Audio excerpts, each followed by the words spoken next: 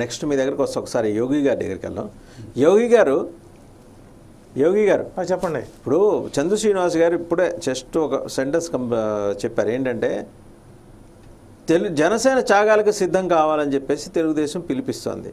తెలుగుదేశం ఎందుకు త్యాగాలు చేయకూడదు? ఎప్పుడు జనసేన ఎందుకు చేయాలి?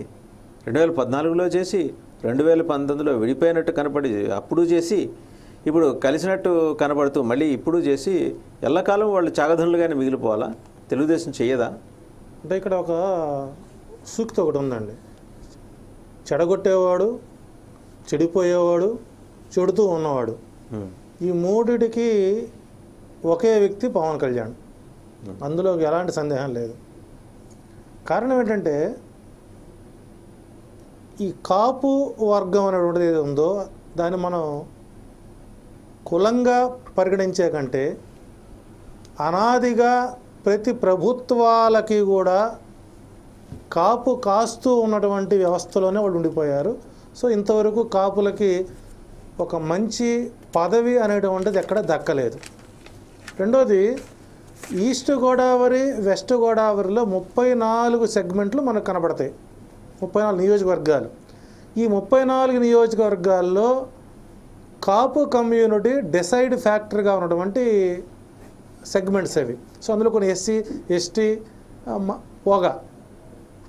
ఇక్కడ ఈ అనైతికమైనటువంటిది మహాకూటమి అనేటువంటి పేరు రేపు దానికి దిక్కుమాల పేరు పెడతారు. ఇది కాలకూటమి అని అనవచ్చు మనం. ఈ కాలకూటమిలో కలిసిపోయినటువంటి ఈ పవన్ కళ్యాణ్ ఎవరి పొత్తు లేకుండా ఆ 34 సీట్లలో కనుక తాను ఒక్కడు ఒంటరిగా కనుక పోటీ చేసినట్లయితే 24 శాసనసభలో ఒక బలమైనటువంటి శక్తిగా ఎదిగేటువంటి అవకాశాలు కాపులు ఇవ్వడానికి సిద్ధమైన పరిస్థితిలో మరి ఏ బలహీనతో ఏ బలమో ఏదో మొత్తాన్ని పూర్తిగా చంద్రబాబు నాయుడు గారి హస్తంగతులైనటువంటి సందర్భం మనకు కనపడుతుంది.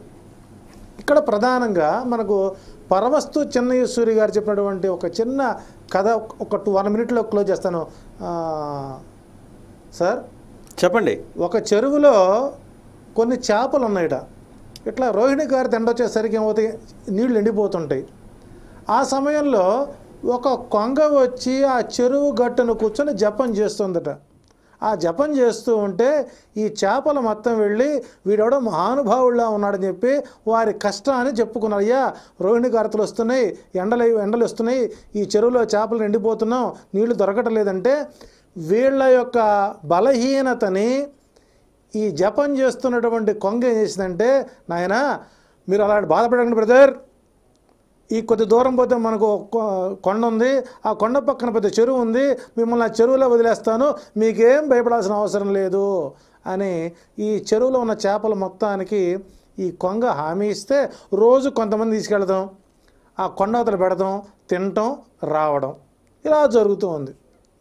కానీ చివరిలో ఒక ఎండ్రకాయ దొరికింది కొంగకి. అది మెడకు తెరిచిపోతుంటే అక్కడ చేపలు తిన్న వాసన వస్తూ ఉంటే, అరేరే మనం ఎప్పుడు వినలేదు ఇటు పక్క చెరువు ఉందని, కాబట్టి ఈ కొంగ ఏదో మనల్ని చంపడానికి ప్రయత్నం చేస్తున్నదని ఆ ఎండ్రకాయ ఆ కొంగ యొక్క కుతిక పిసికి కింద పడి జారిపోయినటువంటి నీతి కథ మనం విన్నాం. ఈ కథలో తప్పుకోవటానికి అవకాశాలు ఉండి నీకు బలమైనటువంటి ప్రత్యర్థులు బలం నీ వెనక ఉండి నీవు పోయి ఆ కొంగ యొక్క మెడని పట్టుకొని పిసక్కుండా ఆ కొంగ యొక్క కాళ్ళు పట్టుకొని నీవు వెళుతున్నావంటే పవన్ కళ్యాణ్ రాజకీయ అజ్ఞానం మనం చెప్పచ్చు.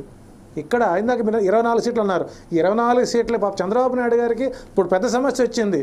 బీజేపీకి క్యాండిడేట్లు ఆయన చూడాలి, జనసేనకి క్యాండిడేట్లు అయినా చూడాలి, తెలుగుదేశం పార్టీకి చూసుకోవాలి, ఈ ముగ్గురికి ఫండింగ్ చేయాలి, ఆ ముగ్గురిని గెలిపించాలి.